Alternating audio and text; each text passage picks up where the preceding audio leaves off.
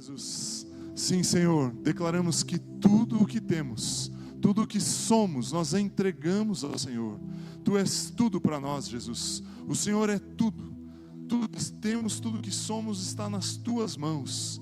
Sem a Sua presença em nós, não existe razão de viver. Sem a Sua presença, Jesus, em nossas vidas, em nossos lares, no nosso trabalho, nas nossas atividades, não existe motivo, não existe razão de viver. Jesus, nós Te entregamos tudo, Te damos toda a glória, Te damos toda a honra. Pai, não existem palavras, não existe nenhum gesto ou uma atitude humana que possa compensar o Senhor por aquilo que o Senhor fez a nós. Mas nós sabemos que rendemos os nossos corações a Ti. Independente de como estamos, de como chegamos neste lugar, nós nos entregamos ao Senhor. Nós abrimos mão de tudo para Te entregar tudo que temos, mesmo sabendo que tudo que temos não vai mudar o Senhor. Pai, nós Te agradecemos por esse amor imenso que se entregou por nós, que morreu por nós, que abriu mão de tudo, que se esvaziou, que deixou o Seu trono e desceu a este lugar, a esta terra, para poder nos resgatar, para poder abrir um novo e vivo caminho, para romper com todas as barreiras, para destruir toda obra maligna e destruir toda opressão maligna de sobre a humanidade. Obrigado, Jesus, por esse amor. Obrigado, Jesus, por essa entrega. Obrigado, Pai, por aquilo que o Senhor fez através de Jesus. E obrigado, Espírito Santo poderoso. Obrigado, Espírito Santo maravilhoso. O Senhor que está aqui presente nas nossas vidas, no nosso meio. Que a Sua manifestação agora seja real e verdadeira, seja intensa em nós. Que ao expormos a Tua palavra, que ao colocarmos os textos aqui, que ao pregarmos a Sua palavra, que o Senhor possa conduzir cada pensamento, cada palavra, cada forma como isso vai tocar no coração dos meus irmãos. Em nome de Jesus, que cada mente e coração agora esteja cativo a Cristo Jesus. E em nome de Jesus, nós declaramos que a Tua palavra, Pai, vai limpar os nossos pensamentos, vai tratar o nosso coração, vai nos edificar, vai nos fortalecer. Em nome do Senhor Jesus. Amém. Aleluia. Antes de você se assentar, eu quero desafiar você aí a cumprimentar quem está próximo de você. Se você não tem ninguém do seu lado, desloque um pouquinho, estenda a mão, aperte a mão dessa pessoa, olhe nos olhos dela e diga assim: você é a habitação de Deus. Você é a habitação de Deus. Você é a habitação de Deus.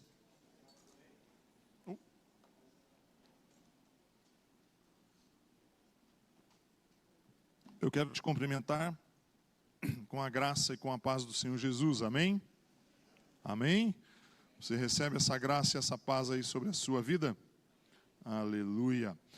Eu quero, antes de começar aqui a expor o meu pensamento, a expor um texto, eu quero trazer reforçar aqui. Eu sei que o Léo já reforçou, nós passamos o vídeo e ele já reforçou, mas eu quero trazer dois lembretes aqui.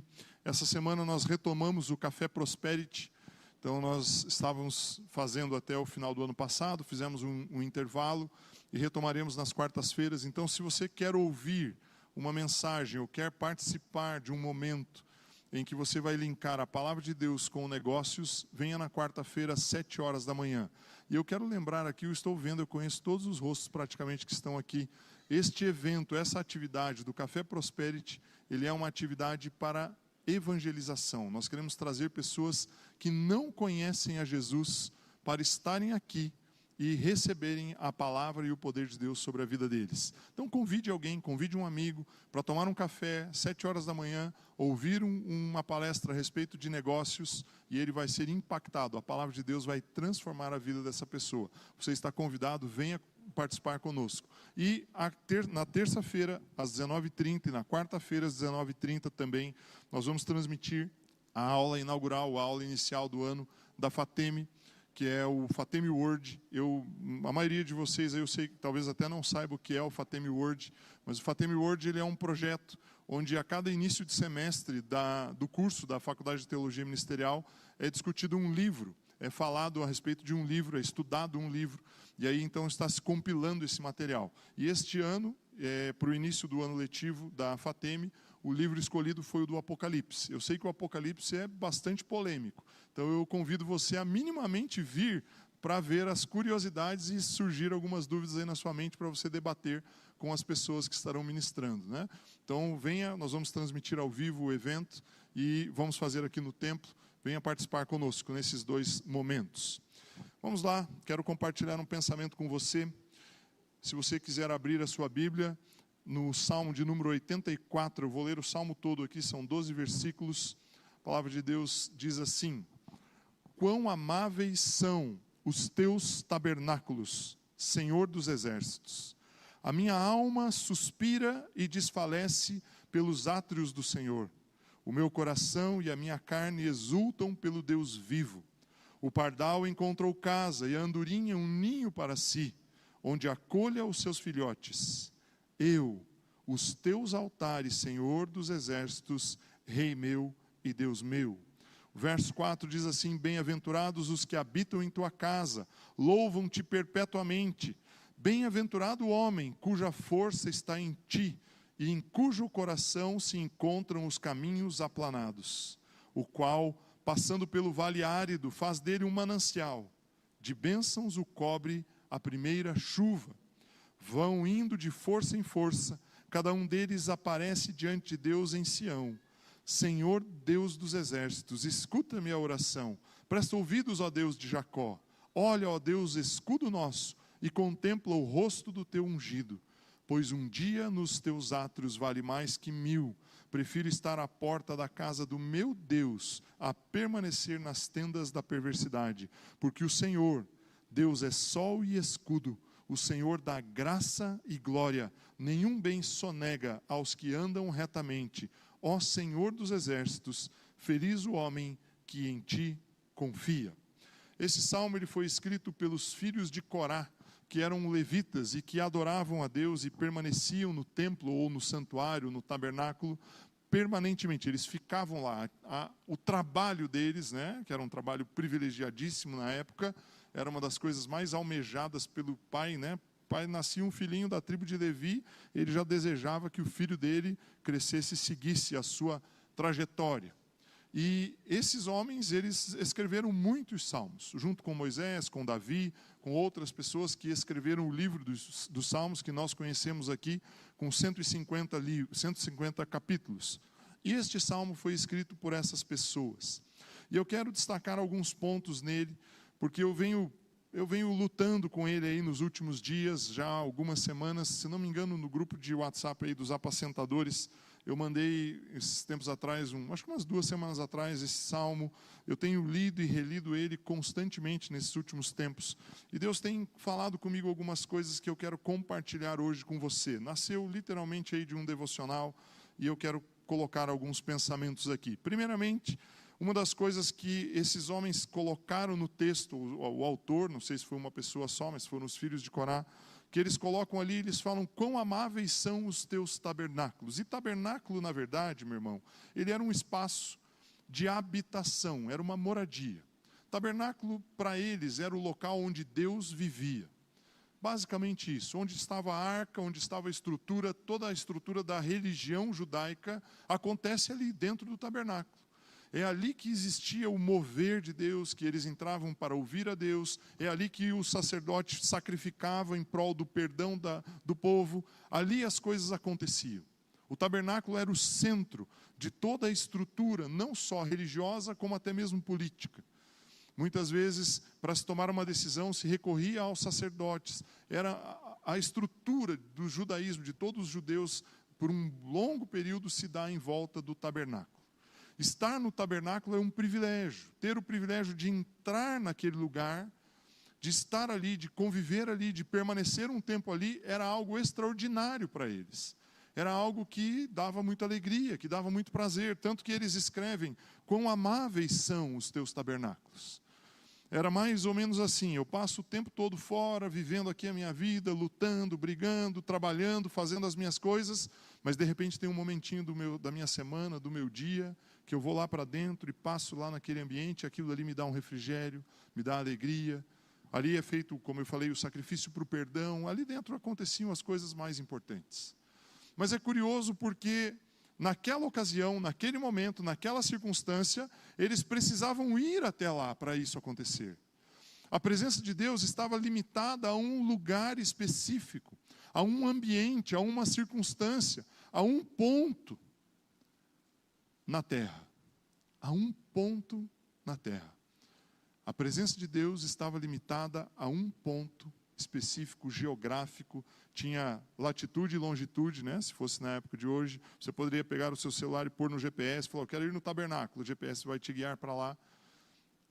Naquela época era assim. Mas eu quero ler aqui 3 textos com você. Abra comigo Romanos, capítulo 12, verso 4. Romanos 12, 4. Vou ler o 4 e o 5. E o texto da palavra diz assim: porque assim, como num só corpo temos muitos membros, mas nem todos os membros têm a mesma função. E aí o verso 5 diz: assim também nós, conquanto muitos, mesmo sendo muitos, somos um só corpo em Cristo e membros uns dos outros. Por que eu estou trazendo os 2 textos? Salmo 84, Romanos 12, 4 e 5. Eles me mostram que Cristo, ou Romanos me mostra que Cristo, ele é parte de um corpo. E Paulo está escrevendo a carta aos Romanos e dizendo assim: nós somos parte do corpo de Cristo. Então, se nós estivéssemos lá no Velho Testamento, pensando como os filhos de Corá, lá no meio dos judeus, era como se eu pegasse o meu corpo, o meu físico, e eu juntasse com aquele tabernáculo. Eu pegaria, né? Imagina uma cena, eu sei que é esdrúxulo, eu sei que é totalmente sem sentido, né, o que eu vou te dizer. Mas vamos dizer que esse templo fosse o tabernáculo, essa igreja, e eu vou me juntar, eu vou me grudar na parede, eu vou fazer parte daquilo. O que Paulo está dizendo para os romanos é: nós fazemos parte de Cristo.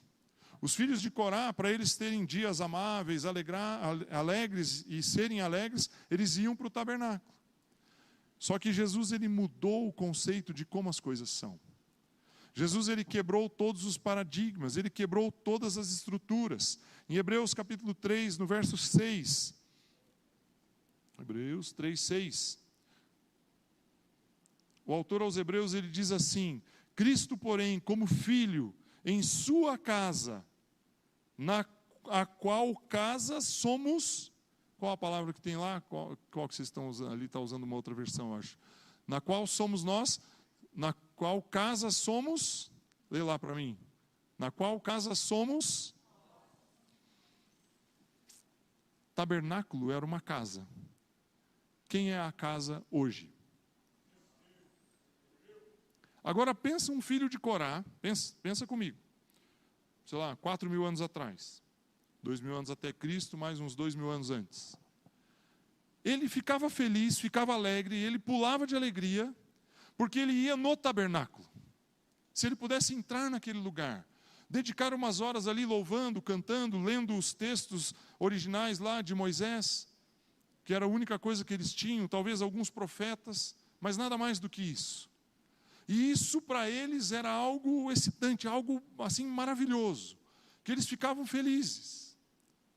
Só que hoje, meu irmão, você não precisa ir em lugar nenhum.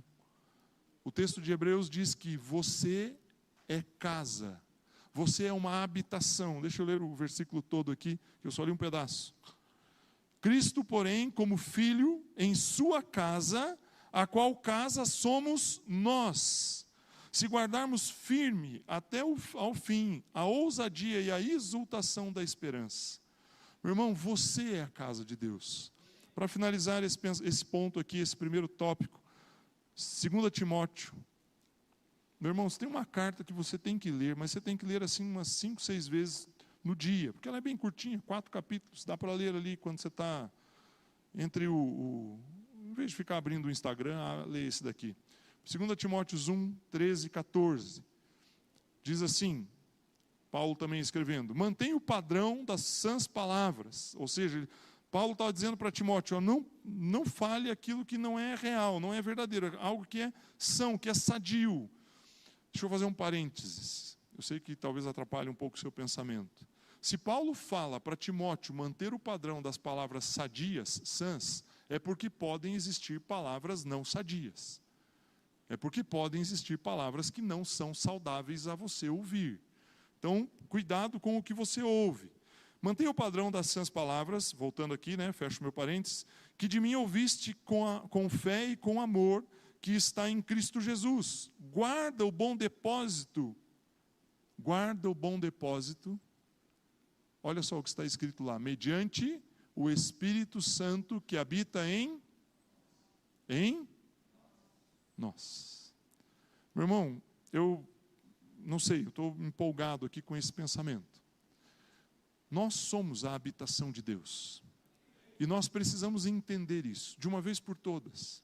Nós precisamos olhar para o mundo, olhar para as pessoas, não de uma perspectiva de quem tem uma necessidade, não de uma perspectiva de quem tem um problema, ou de quem tem uma dificuldade para resolver, mas olhar para o mundo com a perspectiva de quem tem uma solução.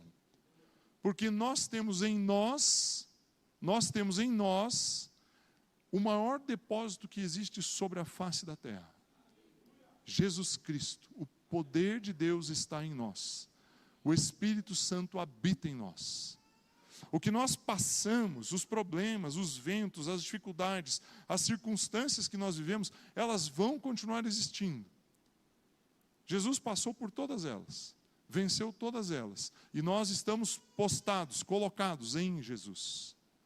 Então, o meu primeiro ponto aqui, meu tema, meu título, Jesus é a minha habitação, é o meu título. E o primeiro ponto é: aonde você está habitando? Aonde você está habitando? Aonde é o seu lugar de habitação? Os filhos de Corá desejavam, ansiavam, achavam amáveis, fantástico, maravilhoso estar no tabernáculo. Ali era o lugar que eles queriam estar. Mas nós temos um privilégio muito maior. Deus se manifestava em um lugar, numa estrutura, na arca, em cima ali com aqueles querubins, o propiciatório em cima, o sacerdote derramando o sangue para fazer a aspersão do sangue ali, derramando o sangue do cordeiro puro, perfeito, para poder perdoar o povo. A manifestação de Deus vinha naquele lugar, geograficamente falando. Hoje a manifestação de Deus acontece na sua vida, meu irmão. Esteja você deitado lá na cama, no seu quarto, 3 horas da manhã, 4 horas da manhã, aquele momento que Deus te acorda, que o Espírito Santo te chama, você fala: olha, vou orar. Seja no seu trabalho, numa circunstância, numa situação que você está ali, precisa tomar uma decisão, o que eu faço, o que eu falo, como que eu respondo, como que eu resolvo. Seja no trato com os seus filhos, seja no trato com a sua esposa, com o seu esposo. Nós precisamos ter consciência disso. Se nós não tivermos consciência, então você está dizendo aí que todos os meus problemas estão resolvidos. Na verdade, eu não estou dando para você nenhuma dica, nenhuma chave, nada. Eu simplesmente estou dizendo que você precisa olhar a vida sobre a perspectiva de quem é filho e de quem é a habitação do Espírito Santo. A partir disso, as circunstâncias elas vão mudar. Não porque você tem uma vara mágica, vou fazer assim, vou cantar aqui, vou gritar 3 palavras mágicas. Não, não é isso. Mas é a maneira como você vê a vida. É você saber que as coisas naturais elas são menos importantes, elas são passageiras, elas são temporais, elas estão limitadas a um tempo, a um momento, a uma circunstância, a um início, um meio e um fim. Enquanto aquilo que habita em você, perdão por falar aquilo, mas aquele que habita em você é eterno, não tem fim. Eu lembro, sei lá, uns 15 anos atrás, talvez, mais ou menos isso, ainda lá no Abatim, a Rosana sabe bem o que é o Abatim, um curso que tinha para adolescentes na aba lá em Curitiba. E um dia me chamaram lá, o Cassiano, que era o responsável, me chamou. Falou: Ivo, você precisa dar uma aula para os adolescentes do Abatim. Falei: qual é o tema, Cassiano? A morte. Você precisa falar para eles sobre a morte. E eu falei: meu Deus, que tema, né? Por que isso, né? Daí eu fui entender ali o contexto, tinha uma estrutura, né? E eu comecei a olhar alguns aspectos de como falar. E de repente me veio muito forte uma frase. Falou assim: o ser humano não tem fim, só tem começo. E aí, opa, espera um pouquinho. O ser humano não tem fim, só tem começo. Por isso que nós, cristãos, devemos nos posicionar contrários ao aborto. Porque quando você tira uma vida, aquela vida já é uma vida. No momento em que foi gerado, já foi gerado, já teve um início. Por que não tem fim? Porque nós nascemos num corpo, vamos permanecer nele, vamos ficar nele por um tempo, vamos deixar de habitar nele após um certo tempo, mas permaneceremos vivos, a nossa alma permanecerá eternamente. Então, quando nós estamos falando aqui sobre o fato de você ser uma habitação de Deus, de você ser o local onde Deus desceu, onde Deus se manifesta, onde Deus expressa o seu poder e o seu amor, e pelo fato de você ser um com Cristo Jesus e estar junto com Ele, isso quer dizer que o seu estado de hoje, como filho de Deus, é o mesmo estado que vai te acompanhar por toda a eternidade. Você não tem fim. Então, quando nós paramos e nos agarramos e nos prendemos aos problemas e às circunstâncias e às situações temporais, nós estamos minimizando aquilo que Cristo fez por nós. Porque estamos presos em coisas que vão terminar. O meu carro que estragou, tal coisa que aconteceu, o emprego que eu perdi, ou a falta de recurso, ou a minha casa que precisa passar por uma reforma. Quando nós olhamos para as coisas, nós estamos presos àquilo que é temporal e passageiro. Eu sei que vocês já cansaram de me ouvir falar isso, mas se Jesus não voltar nos próximos 100 anos, provavelmente esse prédio vai deixar de existir. Essas cadeiras, com certeza, vão estar ressecadas, moídas, pó, vai virar pó. A roupa que você está usando, então, tudo vai passar. Nós vamos passar. Se Jesus não voltar, nós vamos passar. Não vamos estar aqui. Mas a sua alma vai permanecer. Porque você é a habitação do Deus vivo e do Deus Altíssimo. Ele está em você, Ele habita em você. Então, por que perder os cabelos? Não que eu tenha perdido por isso. Por que perder a paz? Por que deixar a paciência de lado? Por que perder a paz de espírito? Por que abrir mão de algo tão precioso por causa de circunstâncias temporais? Tome cuidado. Tome cuidado de como você está se posicionando diante das circunstâncias. Às vezes um problema num relacionamento, uma dificuldade de falar com alguém. Meu irmão, se a pessoa é seu irmão em Cristo, pense que você vai viver a eternidade com ele. E eu oro para que Deus faça a sua casa lá do lado da dele. Não estou brincando. Não faça essa oração não. Mas meu irmão, pense nisso. Você é a habitação, você é alguém que tem o Espírito Santo em você. Vou ler novamente aqui o texto, 2 Timóteo 1, 13 e 14. Mantenha o padrão das sãs palavras, que de mim ouviste com fé e com amor, que está em Cristo Jesus. Guarda o bom depósito, mediante o Espírito Santo que habita em nós. Meu irmão, você é uma casa. Você é uma casa. Você pode sair daqui sem lembrar de mais nada. Você não precisa lembrar o que você cantou, não precisa lembrar nada. Mas lembre que você é a habitação de Deus. Só que essa casa, ela não está vazia. Olha o que Paulo diz. Existe um depósito. O que é um depósito? Vamos pensar do ponto de vista financeiro. Depósito. Se eu vou fazer um depósito, eu vou pegar um recurso, vou lá no banco, vou pôr o número da agência, o número da conta, titular ali, CPF ou CNPJ, e vou pôr um dinheiro lá. Esse dinheiro vai ficar guardado. Um depósito do ponto de vista de uma estrutura, né? Nós estamos fazendo da nossa área gourmet ali no fundo um depósito, né? Não sei se você já foi lá, se você já viu ali, mas tem muita coisa que virou um depósito ali. Nós estamos pegando coisas e colocando lá, que lá está enchendo. Daqui a pouco nós vamos precisar dar uma geral naquilo ali, logo, logo. Um depósito é um lugar onde você coloca coisas. Paulo ele fala para Timóteo assim, guarda o bom depósito. Isso aqui não é um depósito de entulho. Existe algo que está sendo depositado na sua vida, ao longo da sua vida em você. 1994, 30 anos atrás. Eu estava namorando a Andréia, tinha me convertido fazia um ano e pouquinho. E nós fomos participar de um curso de libertação, um treinamento, era um final de semana todo numa comunidade lá em Ponta Grossa. E ficamos sexta-noite, sábado o dia todo, domingo, uma boa parte do dia de manhã e à tarde. Eu lembro que terminou no domingo à noite. E no culto do domingo à noite, nós fomos ministrados, treinados, ministramos pessoas. Foi um tempo muito assim especial e de mergulhar mesmo. E no final do evento, no final do curso, do treinamento, no domingo à noite, Eu sou, as pessoas que são mais próximas assim sabem que eu sou, não vou usar uma expressão que não é a mais adequada, mas eu sou mais frio assim para essas coisas, né, assim para essas manifestações, sou mais racional, assim, normalmente eu sou assim. E naquela noite, eu não, assim, 30 anos atrás, eu me lembro como se fosse hoje. É muito engraçado, porque foi algo muito impactante. E eu tive uma visão a respeito da minha vida naquele momento. E eu cresci ali em Guarapuava, meu pai trabalhava numa cooperativa, eu fui com ele muitas vezes em fazendas, em propriedades. E eu vi muitos silos de depósito de sementes, de todos os tipos de sementes que você imaginar.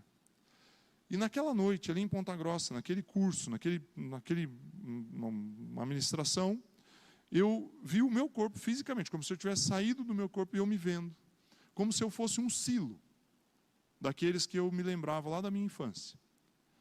E aí, então, a mensagem que veio na minha mente, no meu espírito, naquele momento, foi: eu vou depositar sementes em você para que um dia essas sementes possam ser usadas para outras pessoas. Eu não tinha entendido aquilo. Aquilo ficou, eu compartilhei com poucas pessoas. Eu acho que nem mesmo com o André eu tinha falado. Falei com algumas lideranças que estavam acompanhando na época. E depois eu fui entendendo. Ao longo dos anos, ao longo do tempo, depois nós lideramos uma igreja antes de irmos para a ABA, eu e a Andréia, daí nos desvinculamos daquele ministério, fomos para a ABA, conhecemos lá o Marco e a Rosana, entramos na ETM ainda, não era nem FATEM, fizemos a FATEM, e lá na frente, bem lá na frente, um dia me vem a lembrança desse momento, daquele momento lá em Ponta Grossa. E aí eu olho para trás e eu vejo cada grãozinho que foi depositado. Cada momento que eu passei na minha vida, cada circunstância, cada situação, havia um depósito de Deus nas nossas vidas. E aí, com o tempo, começamos ali a liderar adolescentes, em 99, 2000, depois de 2006, ali 2005, 2006, liderar casais. Aí fomos assumindo outras responsabilidades. Quando o Marco e a Rosana vieram aqui para Maringá, nós assumimos algumas outras atividades lá na ABA, e aí nós fomos crescendo nesse sentido. E eu fui percebendo que aquilo que Deus depositava na minha vida, eu podia usar para outras pessoas. E quando Paulo escreve para Timóteo isso, ele fala: guarda o bom depósito, mediante o Espírito Santo que habita em nós. Meu irmão, você não é uma casa, você é um celeiro, você é uma coisa gigante, grande. E não pelo tamanho ou pela barriga, não é isso que eu estou falando, não. Estou falando que você é um lugar de habitação. O Espírito Santo está em você, meu irmão. Você tem algo precioso dentro de você. E se você está olhando para dentro de você e fala: eu estou vendo só um vazio, não estou vendo o depósito. Venha na terça-feira, faça Fateme Word, venha fazer Fateme. Venha dar tempo para Deus, venha dedicar tempo para Deus, venha participar das atividades que nós estamos promovendo, não só da igreja local, mas daquilo que Deus tem ministrado na sua vida. Cada retiro que eu participei da minha vida, de cada curso, de cada momento, de cada reunião de grupo familiar, cada momento que alguém que era um apacentador do meu grupo ministrou e orou sobre as nossas vidas, cada conversa que eu tive com alguém que eu fui mentoreado, ou aconselhado, ou orientado, cada momento desse foi um depósito que Deus fez na minha vida. Só que nós temos a tendência de nos prender ao hoje, ao momento. Infelizmente, nós estamos muito automatizados. O celular, as praticidades do dia a dia nos deram uma sensação de que tudo é instantâneo. E não é assim. Você é um depósito enorme do poder e da manifestação de Deus. Você é a habitação de Deus. Se você é a habitação de Deus, um filho de Corá ia querer morar dentro de você, porque ele desejava estar no tabernáculo. O tabernáculo, ele não está mais num lugar geográfico. Ele está onde você está. Porque você é o tabernáculo. Você é a manifestação de Deus. Deixa eu seguir aqui que eu tenho ainda mais 2 pontos. Quando nós lemos aqui, deixa eu voltar ali no Salmo 84. Quando nós vemos no Salmo 84, e eu acho que isso é uma das coisas que mais me chamou a atenção nesse texto. O verso de número 4, quando ele diz assim: bem-aventurados os que habitam em tua casa. Se bem-aventurado é habitar na casa de Deus, que palavra eu uso para o lugar onde Deus habita? Você entende o que eu quero te dizer? Bem-aventurados os que habitam em tua casa. Você imagina você escrevendo esse salmo e você dizendo assim, olha, se eu morasse lá, eu ia ser bem-aventurado. Agora, e se eu tenho a consciência de que Ele mora em mim? O que eu uso? É bem-aventurado? É muito mais do que bem-aventurado. Mas o texto diz, bem-aventurados os que habitam na tua casa, louvam-te perpetuamente. E aí o verso de número 5, bem-aventurado o homem cuja força está em ti, em cujo coração se encontram os caminhos aplanados. E aí o verso 6, meu irmão, se você habita na casa do Senhor, ou eu vou inverter a frase, né, vou atualizá-la aqui no sentido do momento em que nós vivemos. Se Deus habita em você, você é bem-aventurado. E aí o verso 6 diz assim, o qual passando pelo vale árido, faz dele um manancial. Meu irmão, eu gostaria assim que você entendesse isso completamente. Talvez assim, eu vou usar uma expressão que talvez algumas pessoas fiquem, será que é isso mesmo? Será que não? Não existe deserto para quem tem Cristo na sua vida. Mas e os problemas que eu vivo? Calma. Não existe, porque aonde você passa vira um manancial. Leia João 4,14. O que Jesus disse lá em João 4,14? Eu acho que eu nem coloquei esse texto ali para os irmãos. Põe para mim lá, Neto, por favor. Evangelho de João, capítulo 4, eu acho que é o 14. Estou falando aqui de cabeça. Aquele, porém, que beber da água que eu lhe der, nunca mais terá sede. E aí Jesus fala assim, pelo contrário não é um pelo que nasceu no sentido errado. Pelo contrário, ao inverso, ao invés de sentir sede, a água que eu lhe der será nele uma fonte a jorrar para a vida. Quando você entra em uma dificuldade, você leva a água naquele lugar. E é isso que os filhos de Corá estavam dizendo lá no Salmo 84. Vou voltar no texto. Salmo 84, verso 6. O qual, passando pelo vale árido, o texto original é Bacá, um lugar de lamento, de pranto, de choro, de angústia, de dor. Essa é a palavra correta ali no original, a palavra Bacá, B-A-K-A. Lugar de choro, é um vale na Palestina, considerado como sendo um dos lugares de tristeza. A palavra no original, ela diz, chorar, lamentar, prantear, derramar lágrimas, ser humilhado, passar por momentos amargos. Isso é o que ele está falando. Ele está dizendo isso. O lugar é esse que ele está se referindo. Só que o texto diz, quem entra neste lugar, sabendo que habita no Senhor, faz deste lugar um manancial. E aí o manancial, a palavra manancial, Maian, significa águas vivas, um lugar de fonte, um lugar de alegria, um lugar saudável. Meu irmão, se você entender que ir para o tabernáculo era uma alegria, mas que o tabernáculo hoje é você, e você sabe que você está onde você está, quando os problemas surgem, você sabe que a sua postura é diferente. Eu sei que em muitos momentos a nossa alma ela dói, ela é apertada, existem algumas circunstâncias que nós passamos, mas nós não somos vencidos por essas circunstâncias. Eu sei que existem momentos de dor, a dor existe, a alma ela grita, ela vai espernear, ela vai chorar, isso vai acontecer. Mas você tem que ter uma certeza tão grande, isso tem que ser tão firme, tem que ser a sua estrutura, tem que ser a sua coluna, tem que ser uma estrutura que te mantém firme. Saber que você é um manancial, que existe um depósito na sua vida, que existe algo que o Espírito Santo colocou em você. E por mais que a gente passe por situações doloridas, tristes, problemáticas, essas circunstâncias são vencidas. Porque Cristo está em nós, nós somos habitação dele. O texto que eu quero que você leia comigo aqui junto, 2 Coríntios, verso 12. 2 Coríntios 12, capítulo 12, verso 9. 9 e o 10. Diz assim, Paulo ele fala assim, então ele me disse, a minha graça te basta, porque o poder se aperfeiçoa na fraqueza. De boa vontade, pois, mais me gloriarei nas fraquezas, para que sobre mim repouse o poder de Cristo. E o verso 10 diz: pelo que sinto prazer nas fraquezas, nas injúrias, nas necessidades, nas perseguições, nas angústias, por amor de Cristo, porque quando sou fraco, então é que sou forte. Meu irmão, o que acontece é que muitas vezes quando nós entramos numa circunstância dura, nós olhamos e nos concentramos na nossa fraqueza e lamentamos por ela. Só que Paulo, ele fala, olha, quando eu sou fraco, aí é que eu sou forte. E aí existe um gatilhozinho mental no ser humano.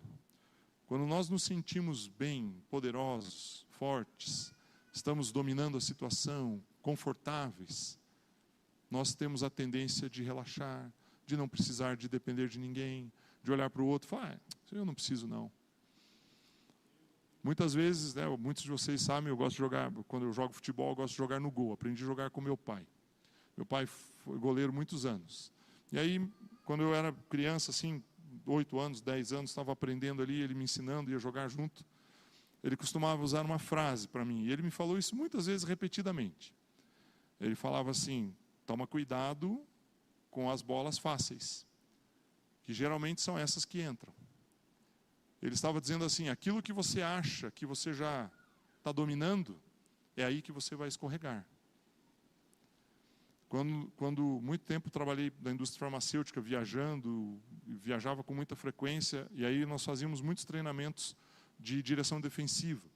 E aí eu comecei a ter acesso a algum material ali de estatística, de acidentes nesses cursos, nesses treinamentos. E tem uns irmãos que estão olhando ali, nossa, fez curso de direção defensiva, não aprendeu nada, né? Tem uns irmãos que pensam isso, não, estou brincando. E aí o que eu ficava assustado, uma vez, uma estatística assim, a maioria dos acidentes acontece, os acidentes mais graves acontecem a menos de 50 quilômetros do destino da viagem. Às vezes uma viagem de 1.000 quilômetros, o acidente mais grave vai acontecer 950 quilômetros depois. Porque o motorista, ele entra num estado assim, tipo, já fiz praticamente tudo, está chegando. E ele relaxa. Quando ele relaxa, ele perde a capacidade de concentração. O que eu estou dizendo aqui, que tem relação com o que eu estou te falando, é, nós não podemos perder a perspectiva, né, como Paulo fala assim, de que nós somos poderosos, porque nós não somos poderosos. O poder não está em nós. O poder está em Cristo que habita em nós. Porque senão a mensagem que eu estou pregando para você aqui é uma mensagem de coach, dizendo, olha, você pode, você consegue, vamos levantar, erga os seus braços, pula, grita. Aí eu ponho o preço, paga o ingresso e eu vou trabalhar como se for alguém motivacional. Mas não é isso que eu estou falando com você. O que eu estou dizendo é, você é a habitação de Cristo. Mas existe um significado tão grande nele ter vindo habitar em você. Você faz parte do corpo, só que você precisa entender que ele veio porque nós éramos débeis, fracos. E quando eu falei aqui sobre a questão do deserto, nós precisamos entender que a nossa fraqueza, ela não nos permite vencer as circunstâncias humanas. Mas Cristo em nós nos faz fortes. É aí que está a vitória. É aí que está a vitória. A vitória não está num equipamento mental, humano, no estudo da psicologia, não, por favor, né? Respeito demais as profissões, recorro a ela no sentido até de familiares, entendo que isso é importante. Mas não é isso que nos faz alcançar a vitória. A vitória ela vem quando nós reconhecemos que em nós não há nada de valor, mas Cristo em nós nos fez valorosos. O valor não está no que eu tenho, está nele e em mim. Ontem teve o evento aqui da conferência do Unindo Propósitos, né? A Miriam está aqui, o Nelson. No finalzinho ali nós conversávamos sobre filhos, sobre coisas que os filhos ficam pedindo e tal. E aí eu brinquei com ela e falei uma frase que eu já falei para vocês algumas vezes. Os filhos falam, compra esse sapato, compra esse tênis, que a marca é boa, a marca não sei o quê. Eu falo, quanto que a marca vai me pagar para colocá-la no meu pé? Porque o valor não está no que eu estou usando, o valor está em mim. O valor não é o que você sabe, o que você tem. O valor que você tem é o valor que Cristo colocou em você. Isso é o que te dá valor. O que você vai entregar para alguém, o depósito que eu falei anteriormente, ser um silo, não é o conhecimento que eu tenho, não é o que eu estudei, não é a minha capacidade de resolver problemas, isso não vale nada. O que vale é aquilo que é eterno, e o que é eterno é Cristo habitando em mim. E é isso que me faz vencer as circunstâncias e as situações. Os filhos de Corá, quando eles falam, bem-aventurados aqueles que confiam em Ti, porque quando eles passarem pelo vale árido, eles vão transformar este lugar num manancial. Eles estavam se referindo muito mais à presença de Deus na vida dessas pessoas do que ao fato deles terem alguma capacidade de fazer chover. O problema ali não é o ambiente que eles estavam, o problema é como eu me enxergo no ambiente. O verso 6 do Salmo 84, ele termina dizendo assim, de bênçãos o cobre a primeira chuva. Tem uma tradução, uma versão que é um pouquinho mais simples, e ele diz assim, as primeiras chuvas vêm quando você passa pelo vale. Meu irmão, o vale está seco, você vai passar, a chuva vai vir. A chuva vai vir. E aí o texto continua, meu segundo ponto, meu primeiro ponto é, você é a habitação de Deus, aonde você habita. Meu segundo ponto é, na força do Senhor, não é na minha força, é na força do Senhor. Gênesis 22, 8, reforçando esse conceito da força do Senhor. Eu acho muito legal esse texto. Gênesis 22, 8. O texto diz assim, respondeu Abraão, Deus proverá para si, meu filho, o cordeiro para o holocausto. E seguiam ambos juntos. Abraão pega o menino, pega a lenha, põe nas costas do menino. Vai subir o monte. O menino sabia o que ele ia fazer. Haveria um sacrifício. Aquilo era algo comum. Menino ali é modo de dizer, porque ele já era um adolescente. Não era criança. E ele subiria o monte para fazer um sacrifício. Agora, tem uma questão nesse texto. Abraão, ele fala para Isaac o seguinte, Deus proverá para quem o cordeiro? Para si quem? Quem é si ali? Para Deus. Você acha que quem que precisa do cordeiro? Quem precisa do cordeiro? Nós ou Deus? Por que Abraão fala, proverá para si o cordeiro? Porque o sacrifício seria feito a Deus? Sim, o sacrifício seria feito a Deus. Mas nós, o ser humano, ele está tão perdido, está tão desorientado nesse andar dele, que nós não temos nada em nós que nós possamos fazer que nos leve a Deus. É Deus quem tem que prover. Por isso que João Batista, lá em João 1,29, eu não vou ler aqui o texto, ele, ao ver Jesus, ele fala, eis o cordeiro que tira o pecado do mundo. O cordeiro é dele. Deus provê para si um cordeiro. Nós estávamos longe de Deus, Isaías fala isso, os nossos pecados fazem separação entre nós e Deus. Mas Deus proveu um cordeiro, para que esse cordeiro, sacrificado para Ele, para o próprio Deus, nos perdoe, seja o sangue dele derramado, traga perdão sobre nós, e nós possamos ter acesso ao Pai. Você só é uma habitação porque um cordeiro derramou o seu sangue. O cordeiro é Jesus, e esse derramar de sangue é eterno, é permanente. Então você é uma habitação, você habita, Deus habita em você, e você tem a força do Senhor na sua vida, não porque tem algum valor em você, mas porque Ele providenciou um cordeiro, não por aquilo que você fez. E aí, meu irmão, isso é uma coisa que nós temos falado repetidamente aqui. Não pense que você tem poder de mover a Deus. Nós não temos esse poder. Deus, Ele não se move, Ele não se relaciona conosco por aquilo que nós fazemos. Ele se relaciona conosco por aquilo que Jesus fez por nós. Que Jesus fez por nós. Outro dia eu estava assistindo um podcast ali de um cantor evangélico que tem mais de 40 anos de carreira. Eu, quando me converti lá, 31 anos atrás, eu ouvi as músicas dele. E eu fiquei assustado com a clareza da graça que esse cara tem. De uma igreja tradicional, não vou ficar citando aqui, mas de uma igreja tradicional. E aí ele fala assim, nós estamos cantando músicas erradas. E aí ele dá um exemplo, e ele fala assim, você canta coisas melhores, Deus vai trazer para nós, ou vai dar para nós, ou vai ter para nós. E aí ele para e pergunta no meio da entrevista com o entrevistador ali do podcast. Ele fala assim, eu não consigo enxergar nada melhor do que Jesus. Deus não vai me entregar nada melhor do que aquilo que Ele já me entregou.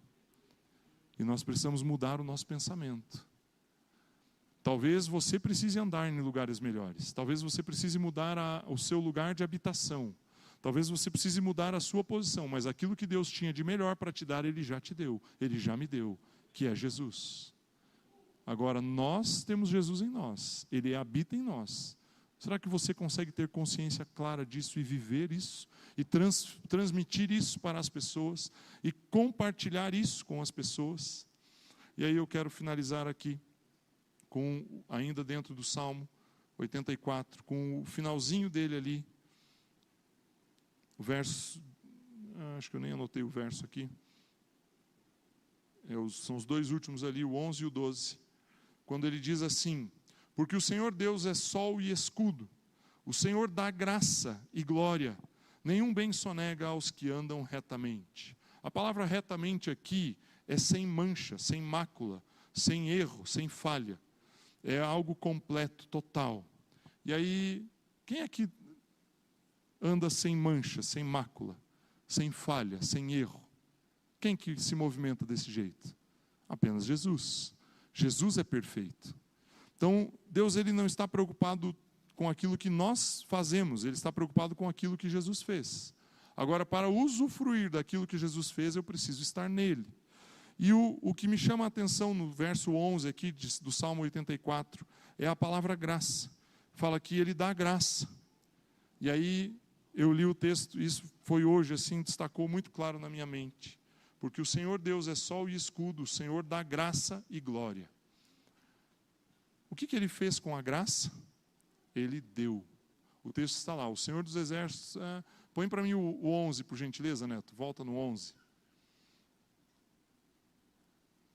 Isso, o Senhor Deus é sol e escudo, o Senhor dá graça. E a palavra dar aqui representa exatamente isso, dar, entregar. Você não vai comprar a graça de Deus. Não existe maneira de comprar o favor e a graça dele. Não existe forma de você trocar com Deus. Não é você dizimar mais, não é você orar mais, não é você jejuar mais, que vai te dar acesso à graça de Deus. Porque a graça é dada. E aí então, para finalizar, Efésios 2:8, o texto diz assim: porque pela graça sois salvos, mediante a fé, e isto não vem de vós, é dom de Deus.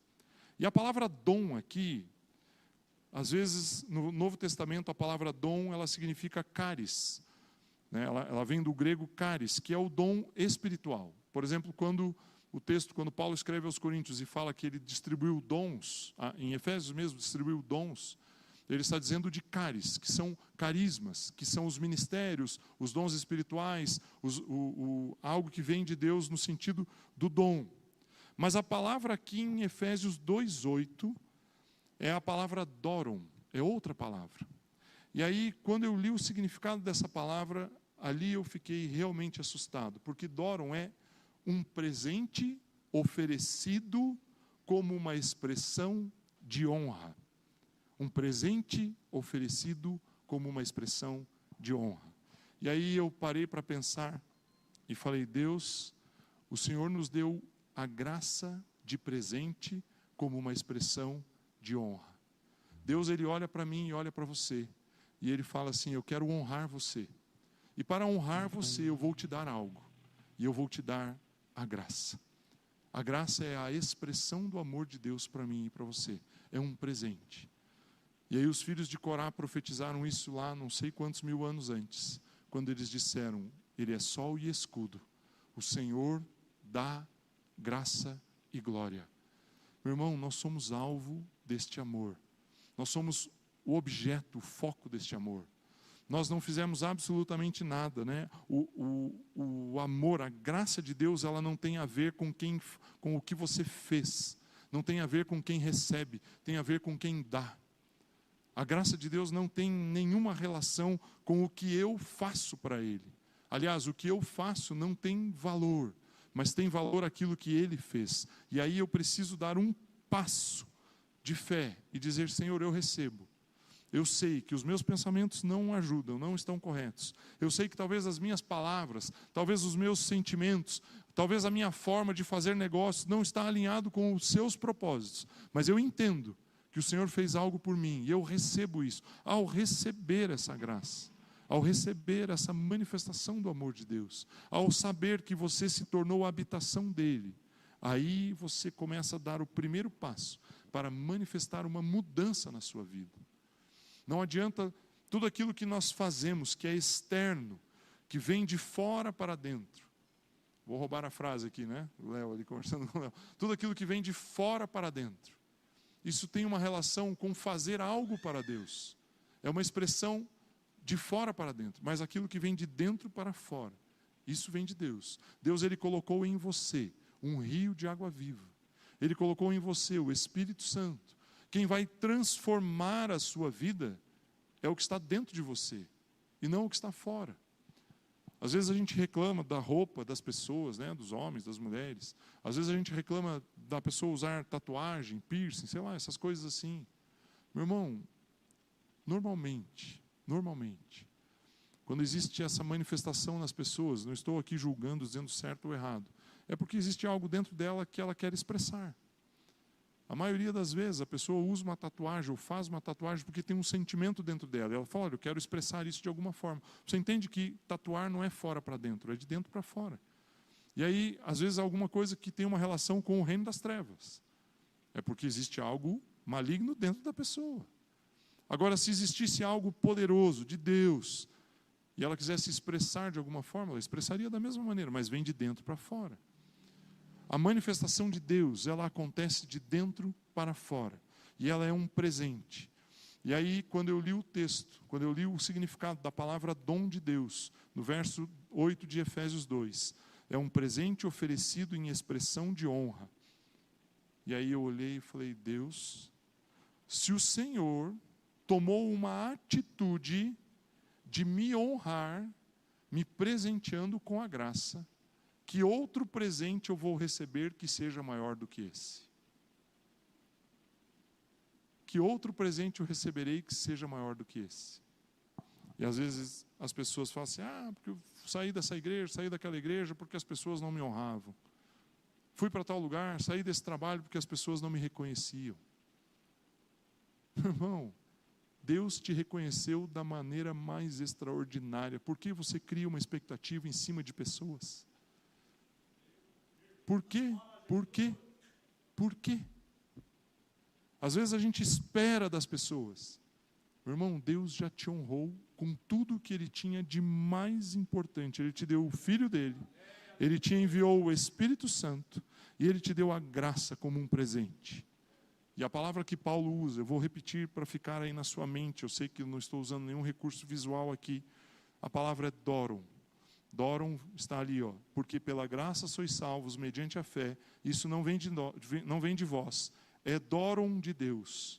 Doron, a palavra traduzida por dom, veio a palavra doron. É um presente oferecido como expressão de honra. Eu não consigo entender o amor de Deus. Não consigo. Um amor que me vê como eu sou, com as falhas que eu tenho, com os erros que eu cometo, com os pensamentos errados que muitas vezes eu tenho. Mas mesmo assim Ele olha para mim e fala, eu te amo, eu vou te dar a graça, porque eu honro você. Meu irmão, não existe motivo para o qual nós vamos olhar a vida e falar, vou brigar com fulano, vou discutir com o outro, vou me revoltar. Meu irmão, eu recebi tudo o que eu preciso. Mas você não quer ter mais recursos financeiros, você não quer ter uma casa melhor. Meu irmão, isso é passageiro. É importante, nós precisamos de recursos para fazer a obra de Deus, precisamos de recursos para sobreviver, para ter a nossa subsistência. Mas a honra que Deus dá a nós, ela deve fazer com que os nossos sentimentos sejam voltados para Ele, para ser grato a Ele. Deus, Ele está dizendo para você, eu honro você a tal ponto de dizer que você foi salvo pela graça. E isso não veio de você, isso foi um presente que eu te dei. Não veio das suas obras, o verso 9, para que ninguém se glorie.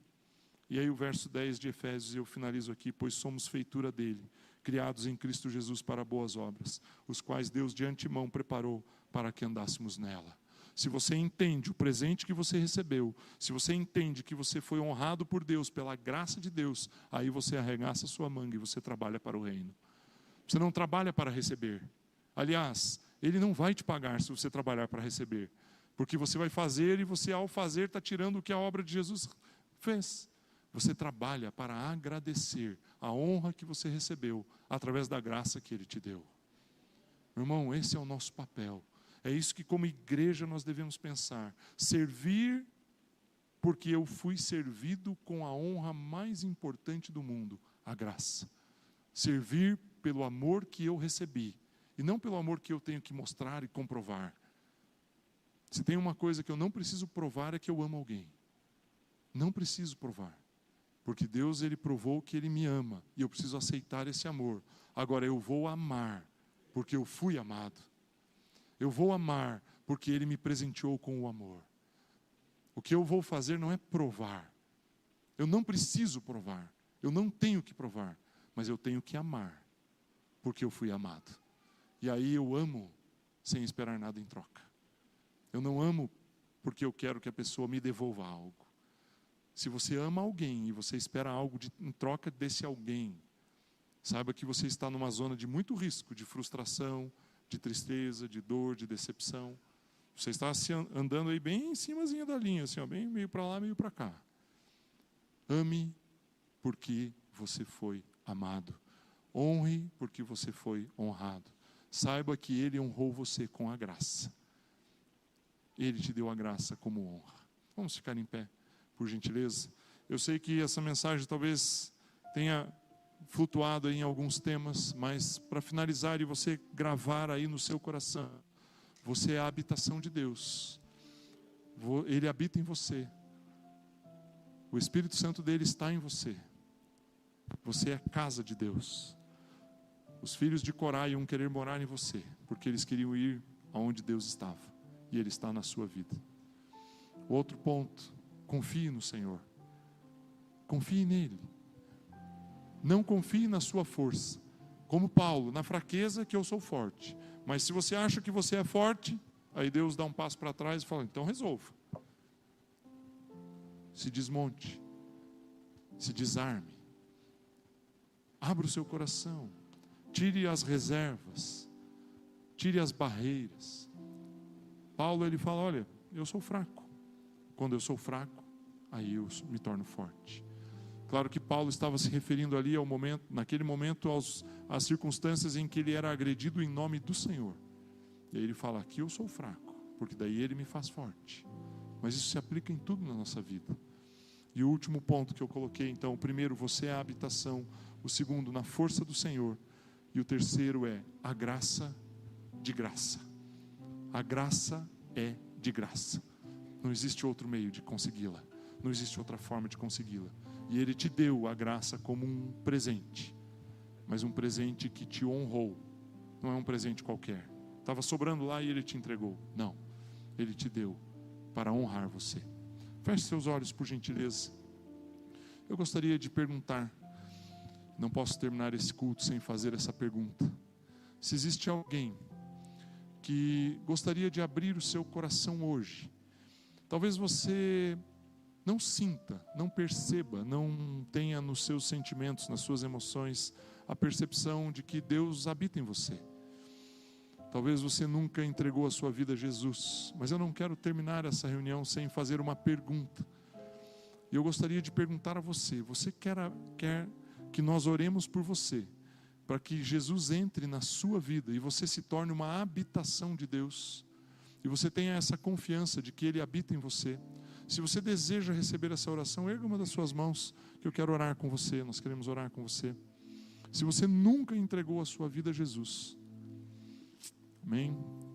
Amém. Todos aqui já entregaram, então mantenha os seus olhos fechados. Pai, Deus Todo-Poderoso, eu quero te agradecer, acima de tudo, pelo seu amor, pelo seu favor derramado a nós. Obrigado, Pai, porque esse ano estamos celebrando o ano do favor. E o Senhor é um Deus favorável a nós. O Salmo 84, nos seus últimos 2 versículos, diz que o Senhor não nega, não sonega nenhum bem àqueles que andam retamente. O Senhor é favorável a nós. Obrigado, Deus, pelo seu favor em nossas vidas. Obrigado, Pai, porque o Senhor, em Cristo Jesus, através do que Cristo Jesus fez, o Senhor habitou em nós. O Senhor habita em nós. Obrigado, Jesus, porque podemos confiar inteiramente no Senhor. Podemos confiar integralmente no Senhor. Não precisamos firmar os nossos pés no nosso conhecimento, nas pessoas, na confiança das pessoas. Não, confiamos somente e integralmente no Senhor. E o Senhor nos fortalece. O Senhor nos dá vida. O Senhor nos faz caminhar por um deserto, e nesse deserto o Senhor nos faz brotar água, fazer com que nós levemos água e matemos a sede de quem está ali sofrendo. Pai, em nome de Jesus, obrigado porque o Senhor nos deu a graça como uma forma de nos honrar. E a graça, ela é de graça. Ela não depende de gestos, de atitudes, de comportamentos. Ela não depende daquilo que fazemos. Ela veio a nós como um presente do Senhor, e nós te louvamos por isso. Obrigado, Jesus. E eu quero declarar sobre a vida de cada amado, de cada irmão que está aqui hoje, o teu poder, a tua graça, o teu cuidado, o teu favor, a tua unção. Pai, que a graça, que essa graça do Senhor Jesus Cristo, que o amor do Senhor, que a comunhão do Espírito Santo seja derramado sobre a vida de cada um aqui, e que esta semana nós possamos experimentar o poder de Deus de tal forma, de tal maneira, que nós sejamos transformados por esse amor, que nós possamos ter consciência plena, clara, que nós possamos ter uma consciência imensa nas nossas mentes, de que somos amados, somos alvo do amor de Deus, somos alvos da graça de Deus. Obrigado, Jesus, por esse amor. Obrigado, Jesus, pelo teu favor. Obrigado, Jesus, pela tua presença em nossas vidas, pela tua presença neste lugar, em nome do Senhor Jesus, amém, aleluia. Aplauda ao Senhor, Ele é digno de louvor. Vamos louvar e adorá-lo, porque Ele merece toda a honra, toda a adoração.